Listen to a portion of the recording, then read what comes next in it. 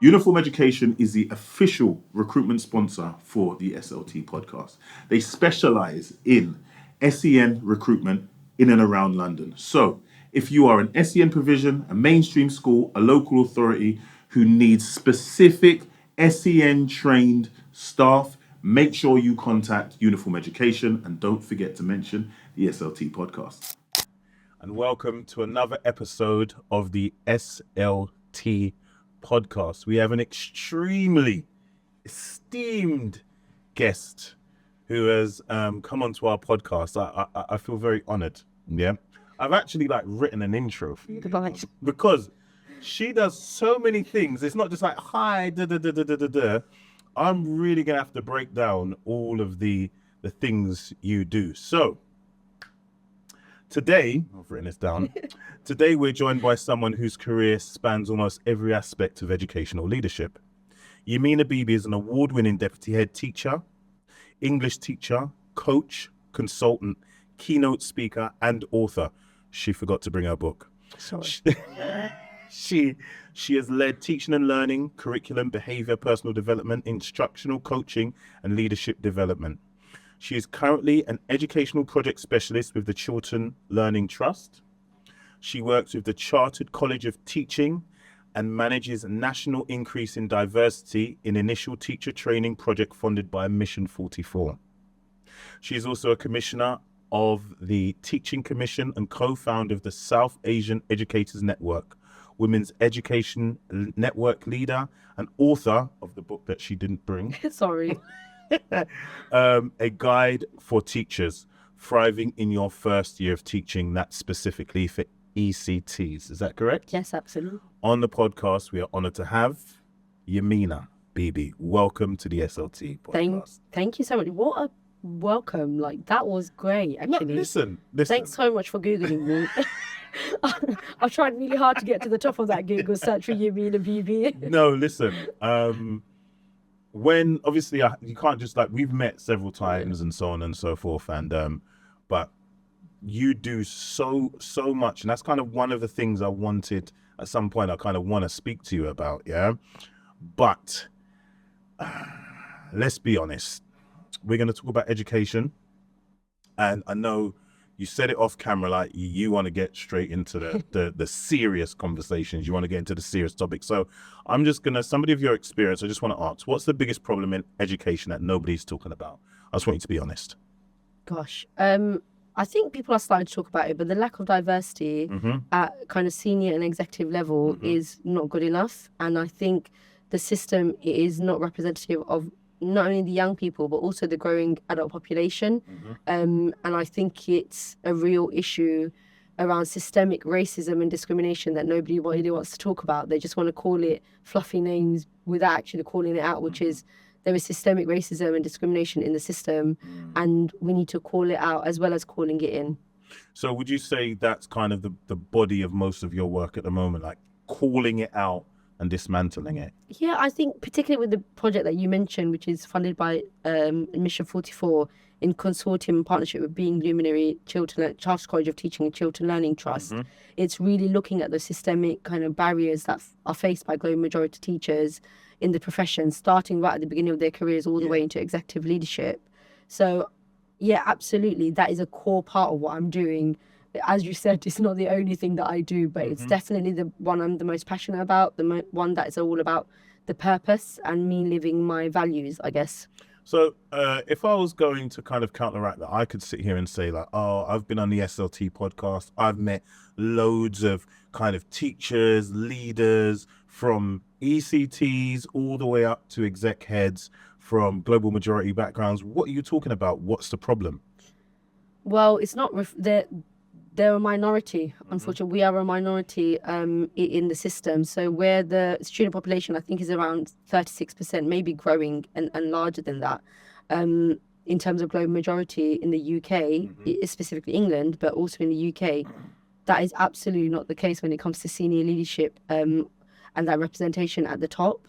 So I think it's 1% of black leaders and other global majority communities are represented in senior leadership and executive leadership. So yes, you might, and you probably will come across them on social media, maybe in person, but they're a rarity. They're not the norm, and that's the key thing. They're the exception, not the rule.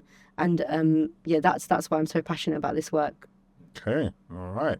Okay, so again, if I was now I'm gonna be challenging now. Like recently in the news, I'm sure you may have heard that the group that is most let me get this right. The group that is the least performing group are white working class boys here in the UK. So if they are the most disadvantaged group, or the group that's least performing based on GCSEs, then shouldn't we be kind of concentrating on making sure that things are equal for them, as opposed to focusing on making sure that we have more global majority leadership? So shouldn't we be focusing on that, or how does that help them? I mean, I think diversity is great for everybody. It's not just for specifically global majority children and young people. I think especially, and I say this all the time, our young people are far more globally connected than we ever were. When I was in the 90s, I grew up in the 90s and early 2000s. There was no way No, you didn't. I promise I'm 39 going on 40 next year. Don't lie. I mean, I love the fact that you think that my foundation does that, so thanks so much. But yeah, I'm 39 going on 40, and I think when I was growing up, we were not that connected. You know, you connected with the people and your friends in the local community. Our young people are so much more globally connected through social media than we ever were. So I think if we're trying to create global citizens, all young people, regardless of their backgrounds, need to be aware of diverse thinking, diversity in all its forms. I think that conversation is a challenging one, because the focus on white working class boys and girls, I should say, actually should be the key thing. White working class girls are actually underperforming in comparison to where they were, definitely when we were growing up. But I think, again, that's just for no reason a dichotomy that's being created. It's like an us versus them, and it's not. It's, what's good for one group is good for every group. And one of the things I will say is, if you look at the data with London schools, where there's a majority of global majority or ethnic minority teachers, they're also performing, the schools are outperforming other schools in the UK. Wow. I think there's a connection there, the fact that we've got such a diversity in terms of teachers in London, and then also diversity in terms of young people, and that's why they're doing well. You can see that kind of level of representation, the level of challenge, the ambition for all young people in London. You can see it's increasing. I'm born and bred in the East End. I think young people in the East End of London are doing incredibly well. You can see it. However, we're finding is across the country, that isn't always reflected. That the outcomes aren't there, the standards aren't there.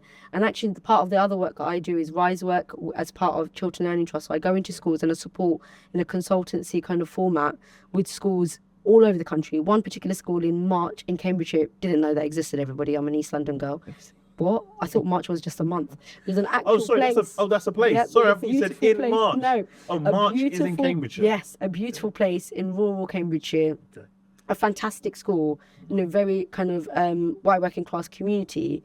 And it's not that, again, it's not that they don't have the standards or the aspirations. It's that they don't necessarily have access to those opportunities, access to those expectations. And I think when we're talking about one group of young people, you can't just talk about them in just schools. You've got to think about what's happening in the wider community, parental engagement. Those sorts of things really matter. And I see that definitely in the work that I'm doing as part of the RISE program. Don't know if I answered your question, sorry. No, you did. And in essence, it's this idea, because I know that's something that somebody may put in the comments or kind of challenge. And I think it's important to understand, and I love the way you tackle that.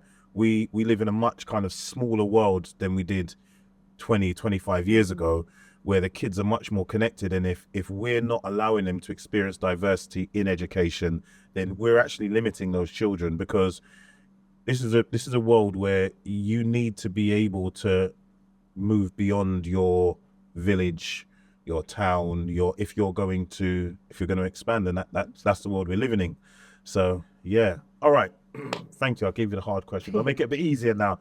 This is what you asked for. No, I love it. So you've done a lot of work around kind of curriculum, teaching and learning, personal development, so much. So for those who are looking at leadership and looking at that leadership ladder, what do you believe separates good leadership from exceptional school leadership? So what separates like being a good leader from an exceptional leader? Oh, good question. That is a hard question, but I'm really lucky to have worked with some of the best leaders in the country, I would say, maybe even internationally. And when I think about what separates the mediocrity, the good to the exceptional, I would say it's a real strong understanding of their own values, really understanding what they stand for, and being that becomes their non-negotiable. So whatever those values are, they stick to it. So if they say they're all about zero tolerance on behaviour, then you will see that in the schools, in their leadership, in the way in which they kind of lead staff and students. If they say they're all about trauma-informed practice, then you see that, like whatever that is your purpose and your values, you absolutely see that in every sphere of life, both in terms of the vision, but also in terms of the systems that are created. And I think that's the second thing I would say is the systems that are created to ensure that everyone can thrive is really powerful. Exceptional leaders that I've worked with, and I'm going to shout out to Yamina Bibi because I always do. You know, the first hijabi head teacher that I ever saw working under her leadership transformed my career, really did, because of the fact that she lived by her values. But what she did is create and gave me systems to live by. And as somebody who's chaotic, self-proclaimed chaotic, ADHD, you know, all of those things, actually what I realized was systems was what was helping me and staff and students really thrive, because it provided clarity.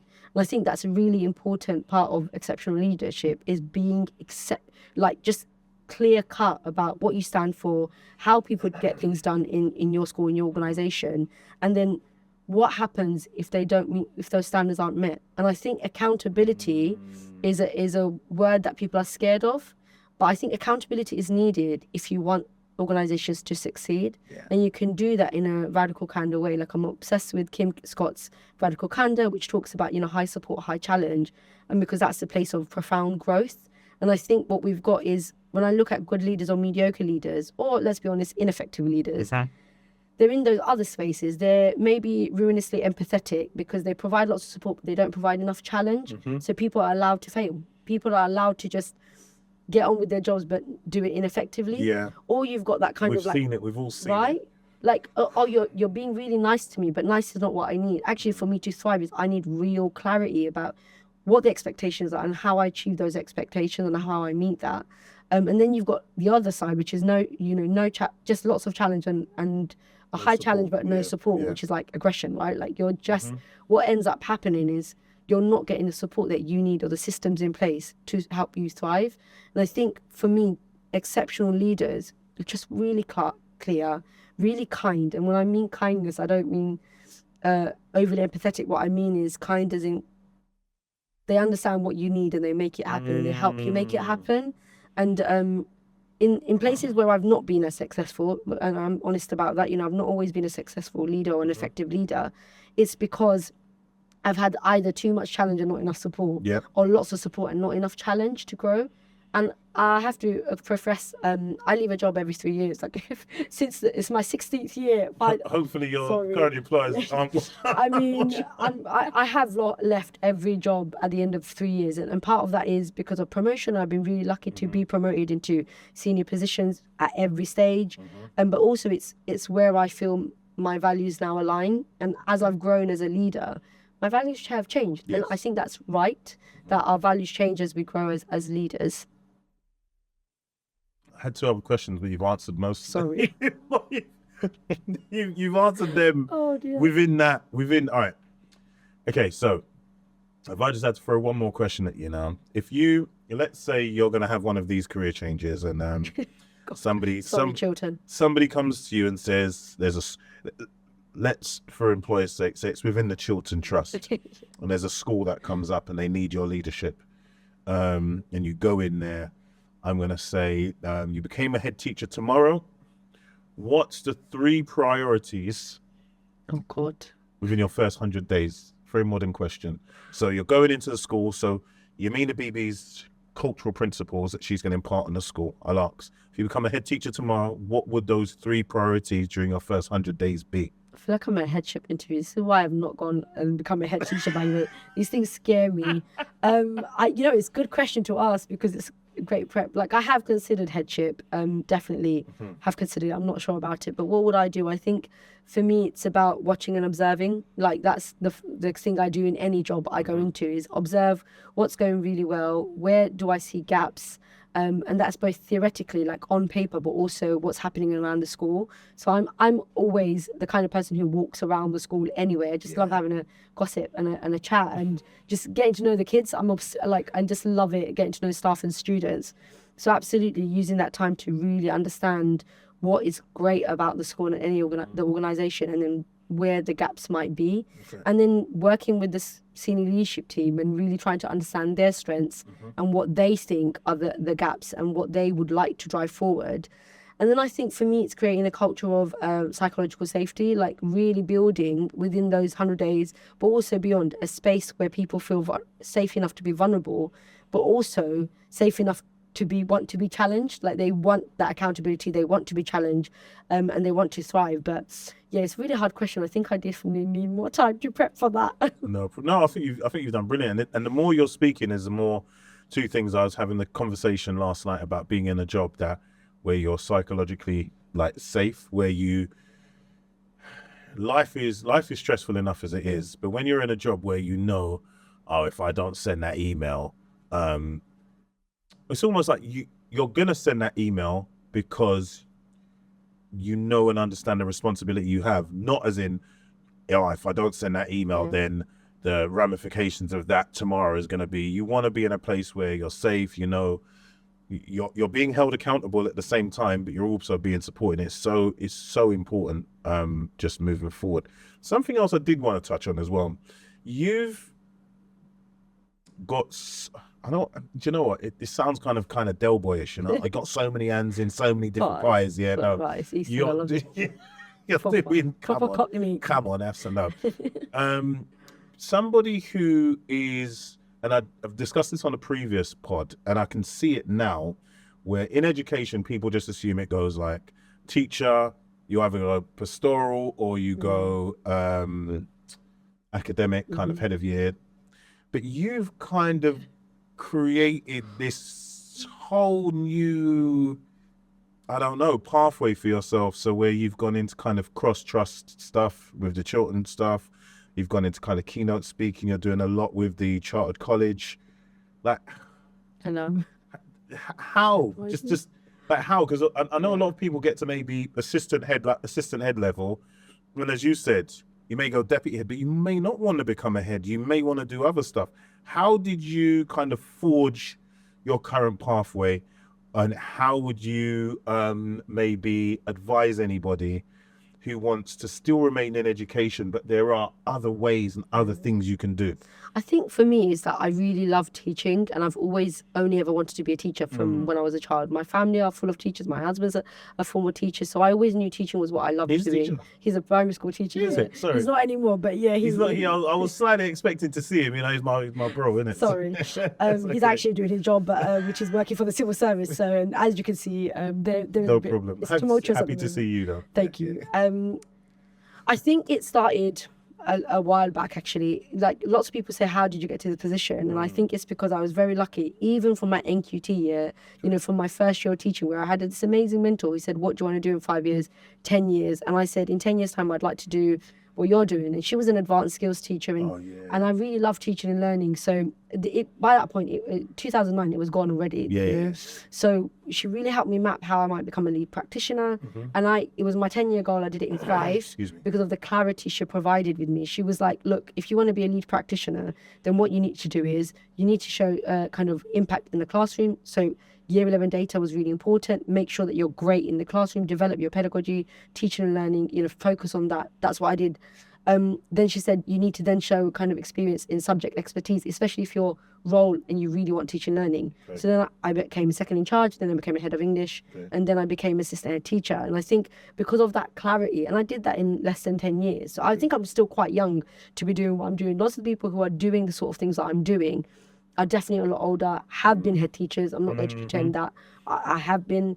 And I think it's because of the clarity I have and the way in which I've been able to be really clear about what exactly I want the end goal to be. And it's so funny. I met a couple of a year ago, I met a PGC. Well, she was a PGC. She's now a teacher. That's how old I am. Yeah, of course.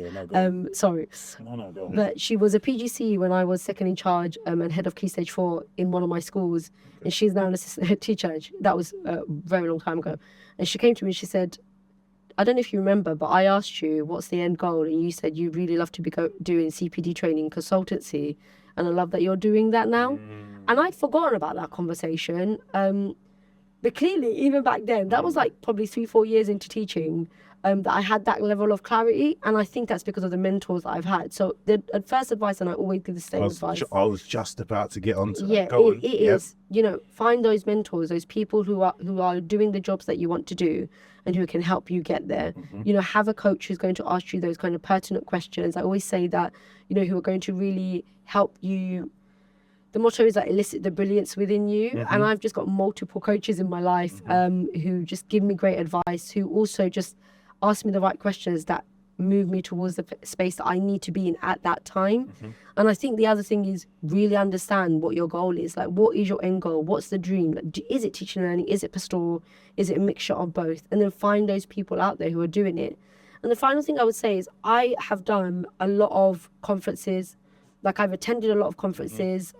That's 10 years of like attending conferences for free, delivering at conferences for free, investing a lot of money financially of my own in developing my knowledge, like doing as many leadership courses as I possibly could, because I didn't see many people that look like me in this space. I still really don't.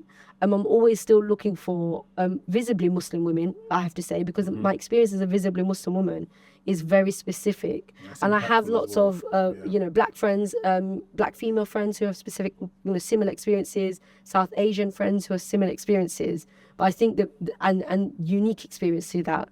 I'm still looking for those visibly Muslim women, more and more of us, because I know they're out there, who are also in this sort of space where I'm delivering CPD, I'm doing keynote speaking, I'm doing consultancy, as well as still delivering English masterclass sessions, still, you know, coaching, still getting to have my hand in lots of pies when it comes to classroom impact. And I think surrounding yourself with people who are doing the job that you want to do is really important, as well, particularly professionally.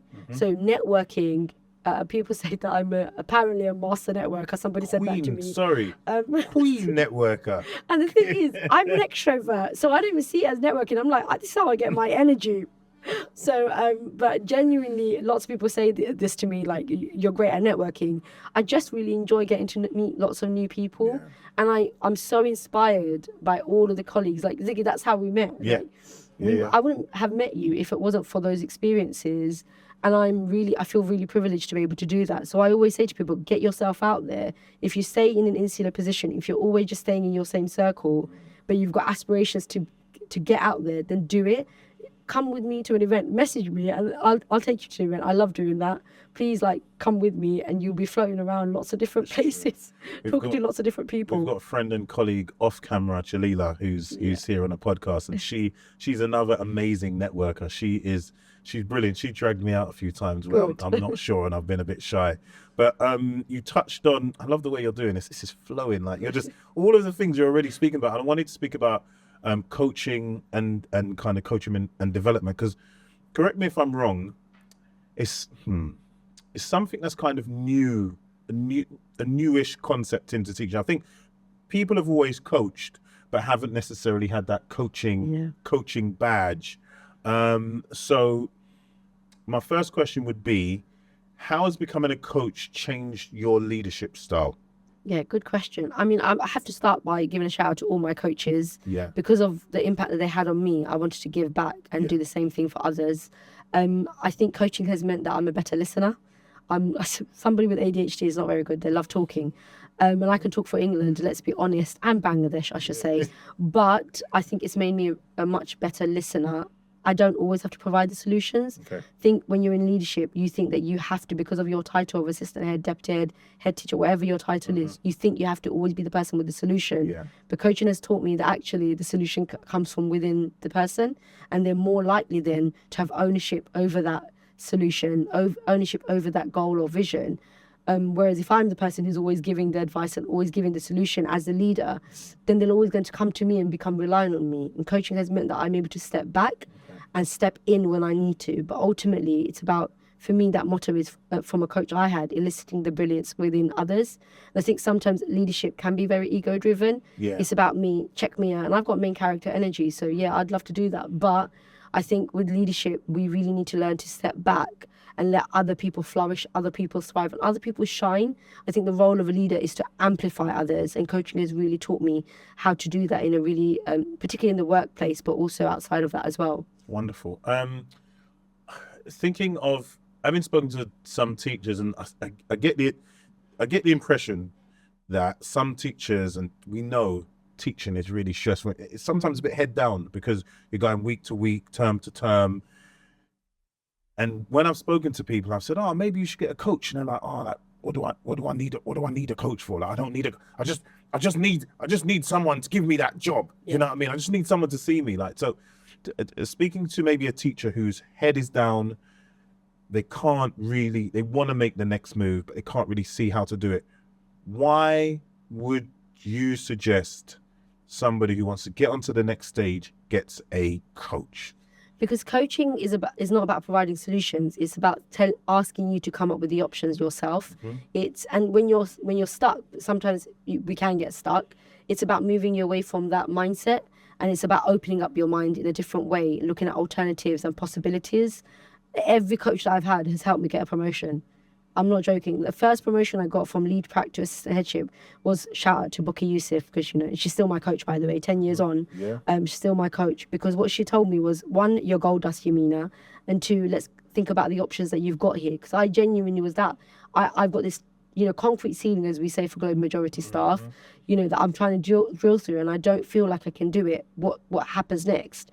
And it's a term that's coined by Samina Chowdhury, who's one of the co-founders of Women Ed, who wrote about it in the Women Ed book, 10% Braver, that global majority leaders have this like concrete ceiling. Yes. Because just so many barriers, it's so hard to get through. And through coaching, I was able to see that actually there are different options and different ways in which I can still get that position. And then I got an assistant head job, literally within 6 months of that coaching, because what it did is it made me set my goal, and then it made me come up with the actions that I was going to do to develop myself to get to that position. So that when I got in that interview room, I wasn't just 10% braver. I had the credibility and the confidence to be able to show up for myself and to advocate for myself. And sometimes that's really hard to do, especially when you're coming from cultures like mine, particularly, where you're just taught to be humble. And I think that's everyone, right? Like, it's a British thing as well. Like, pride is not a great thing. It's the original sin, right? Yeah. But ultimately, self-advocacy isn't about pride. It's, if it's not bragging, if it's based on facts, as Muhammad Ali said it. So I think that's a really important thing, that coaching provides you with a space to think deeper. Because when you're in that day job, it's really hard to have the space and time to give to yourself. And coaching is an investment in yourself. It can be quite costly. I've invested, as I said, lots financially in that. But I think I hope what colleagues can see is that I benefited from it as well. Because if you met me 10 years ago, I was really shy. I was really quiet. I know, nobody believes it. Honestly, I was really shy. I was really quiet. I was really humble. None of this that you see. I wasn't a great networker. I think the kids call it aura. Yeah. Thanks. But that came from my coaches, because my coaches gave me the space to think about my own authority, my own credibility and self-advocacy as well. And I'm really glad you spoke about investing in yourself, because a lot of people kind of, if you're in like the self-help financial stuff kind of space, you hear them talk about a lot. Yeah, you've got to invest in yourself, but it's not really something that's kind of aligned with the teaching space. So I'm really glad you spoke about that. And I'll be honest, I've kind of cheated with the whole thing. What I did is I just started a podcast, and then what I did is, through the podcast, I'm able to meet really amazing people like yourself and speak to them and find out. And it has been huge, because some of my background in business, I know you have to have coaches, you have to have mentors. That's kind of standard to me. But when I speak to some of my friends in education, that's very much what they say. You're like, oh no, I just need to. And I'm like, no, you really need to be. Because one person who's done it 10 times, they've just got the answer like that, and it makes you think, I've been thinking about it. I should say I think it can be quite problematic to tell people just get a coach and that will mean you get a promotion. Because again, I think what it does is it nullifies those challenges that colleagues might be facing, regardless of what their protected characteristic is. I think, sometimes it's just be 10% braver. And I know that because I'm a women-led network leader, that's literally our motto, 10% braver. But sometimes, a lot of the times, it's systemic barriers that are stopping us being in those spaces. So that's why I'm as much about dismantling those systemic barriers as I am about coaching people to try and drill through those concrete ceilings for themselves as well.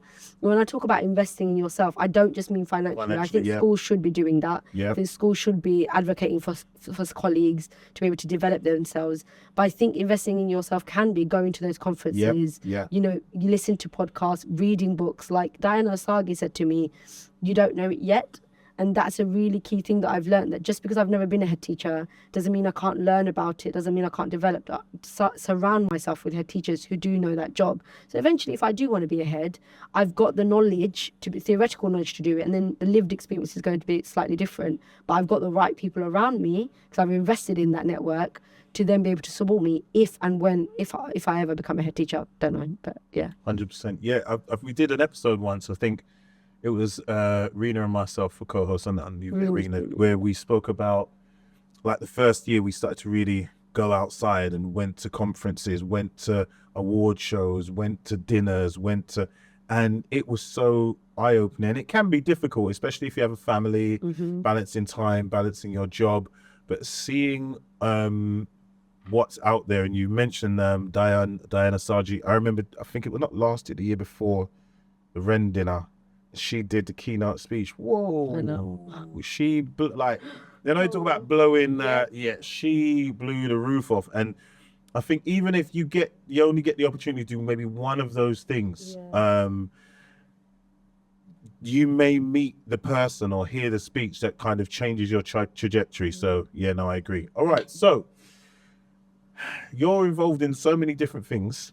Mission 21. Mission 44. So, where did I get 21 from? Sorry. 44, is no sandwiches number. So if I say, if I don't correct it, I'll get told off. So don't worry, the edit will get that out. That's fine. Mission 44. Lewis Hamilton's doing amazing things. We've got Chilton.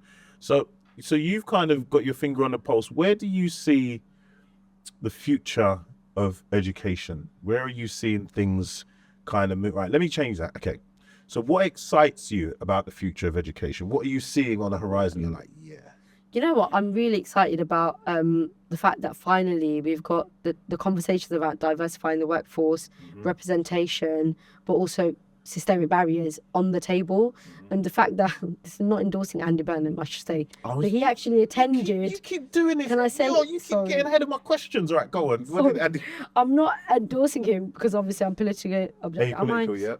But he attended a Mission 44 roundtable with Andy. Yeah, I remember. Inclusion. And I think that really excites me, that the fact that we are talking about things that really support all young people and colleagues to thrive in the system. It's why I wrote a book about thriving in your first years of teaching, but eventually maybe I'll write one about the system in general, because what we're doing is we're losing great majority teachers, we are losing early career teachers, we're losing women between the ages of 30 and 39, particularly mother teachers. And these are all crucial, these colleagues are all crucial to the system surviving and thriving. And I think I'm really excited about the fact that we're talking about it, we're putting it on the table, and we're actively doing things like having flexible working practices and policies, really talking about how we might dismantle systemic barriers through this work with Mission 44, but also just nationally as well. Really exciting. Beautiful. Sorry. Person who keeps getting ahead of all of my questions. No, do you know, and it's just showing me how you just, so if you could influence one national policy tomorrow, what would it be?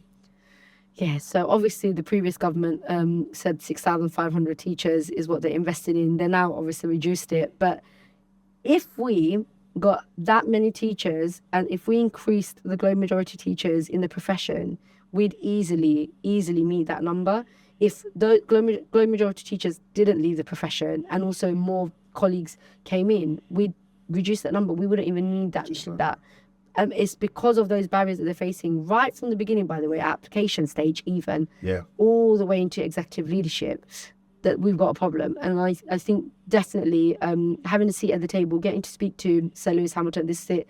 Ziggy asked me to mention Sir Lewis Hamilton. I want to do it. This is the time and space to do it right now. Yes. But having the opportunity to actually speak to Sir Lewis Hamilton about the work that we're doing with our consortium around increasing diversity in initial teacher training means that, you know, the government's listening. The government is wanting to really diversify the teacher workforce, ensure that there's inclusive practice for our young people.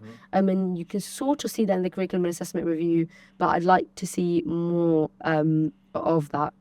Just actually, just bringing me back to my PGCE, and I've never spoken about it. And my tutor, a gentleman called Ross Cotter, I don't think I've ever mentioned him on a podcast, and I had a horrible.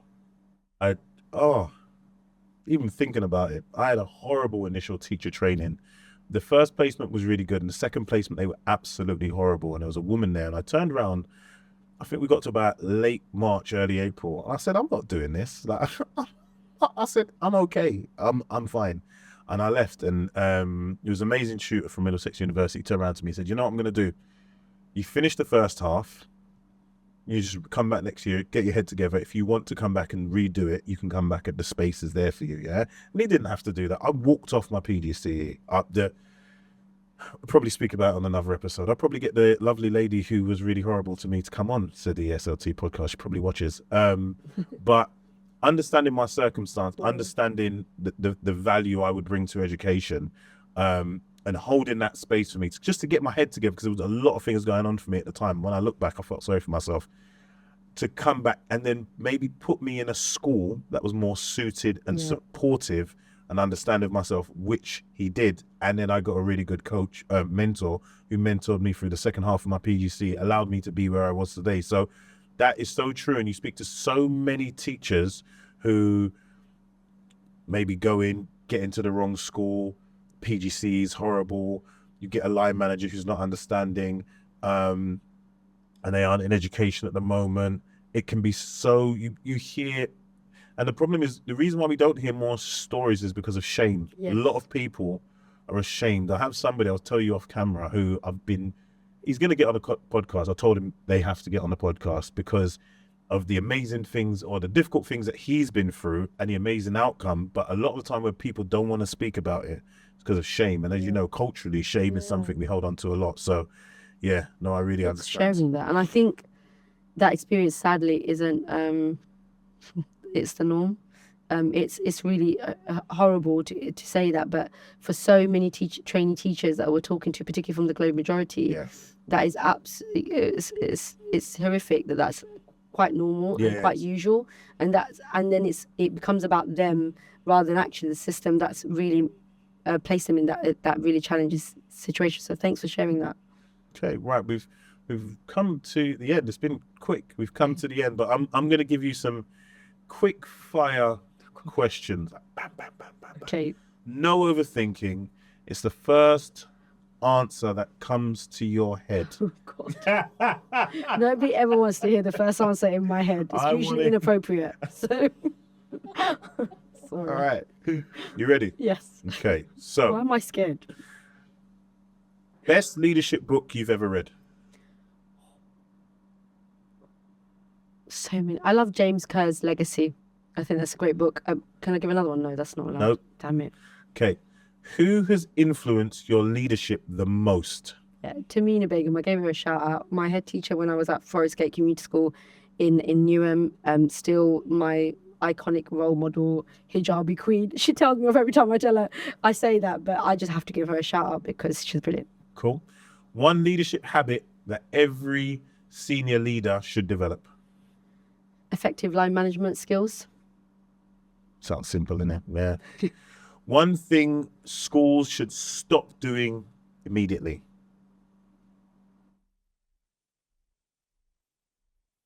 No. Why is that really hard? I think that's a really hard one because there's so many things that we need to stop doing. Zero tolerance around everything and anything. Anything marked zero tolerance. Yeah. Anything with that zero tolerance. Yeah. I'm non-negotiable. I got a cheeky one. One thing that schools should start doing tomorrow. Invest in coaching for all staff. Beautiful. Most overrated phrase in education. So something we hear all the time. It's like, oh, not today. Oh, this is controversial. Shall I do it? God, we don't have enough government funding. That's controversial, isn't it? Well, I wouldn't say so. Am I allowed to explain It's it or something we not? hear all the time. That, Am I allowed to explain it or not? Go on. I think sometimes it's really easy for school leaders to blame government funding or lack of it to justify why they don't do other things. And as a commission on the teaching commission, when we're talking about recruitment and retention, for example, last year, one of the key things people say is, oh, there's just not enough funding. It's got nothing to do with funding, about why you treat your staff the way you do. So that's about you and the leadership culture that you've created. So I think sometimes that can be overused. I love it. Most underrated leadership skill.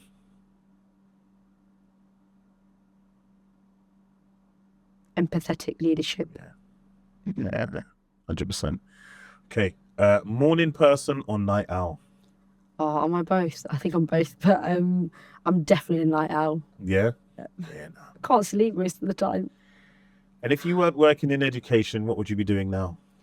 My dream was to be an author. That is my. I've done it. It's a bit weird, but yeah, I've done it. Can't believe it. And final one is, finish this sentence. The future of education depends on? Young people seeing themselves in their school teachers and leaders. Beautiful. All right. So we've covered a lot today, and I just want to thank you so much for coming on. You're booked and busy, as they say. I think even on my LinkedIn before I came here, it was like, oh yeah, was it Yamina's going to be here, Yamina's going to be there, booked and busy. So really appreciate you taking the time to come down and spend some time with us on the SLT podcast. We'd love to have you down again. I'm sure there'll be more requests, but thank you ever so much, guys.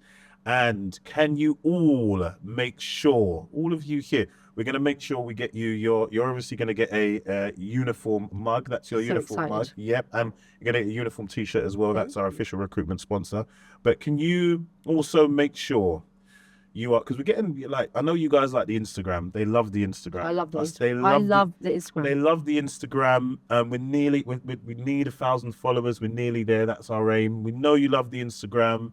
We know you love the LinkedIn, but we need you to like, follow, and subscribe on YouTube. We need you on the YouTube. So make sure you're following us on all platforms.